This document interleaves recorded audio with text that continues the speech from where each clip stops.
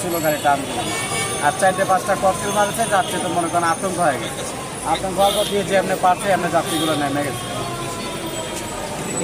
যাত্রী আহত হয়েছে না, কোনো যাত্রী কোনো ক্ষয়ক্ষতি হয় না, কারো দিকে কোনো আঘাত মাঘাত পাই। একই কোম্পানির? হ্যাঁ, দুটো বাস একই কোম্পানির বাস। আমরা তো ঘুরে আইছি, সায়েন্স ক্লাব বন্ধ, সায়েন্স ক্লাবের থেকে আবার শুক্রবার ধরে ঘুরে আইছি। আমি তুইতে দাঁড়িয়ে তুই একটা আমার গাড়ি আমি একটা গাড়ি টানে বাড়ি করছি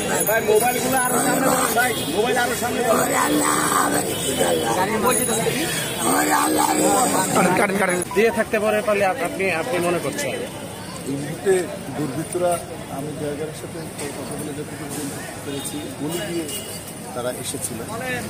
এই মুহূর্তে সংখ্যায় তারা ছিল, সংখ্যায় এইটা সম্পূর্ণ ড্রাইভার সাহেব বেশি দেখছে। এখন যেহেতু সে স্বাভাবিক না, ড্রাইভার সাহেব এখন একটু মানসিকভাবে দুটির ভিতরে আছে, তো তাদের সাথে কথা বললে এবং যে সিসি ক্যামেরা আছে, আমাদের পুলিশের তদন্তের যে প্রক্রিয়াগুলো আছে, প্রক্রিয়াগুলো সম্পূর্ণ হলে আমরা আশা করি প্রকৃত অপরাধী খুব দ্রুত গ্রেপ্তার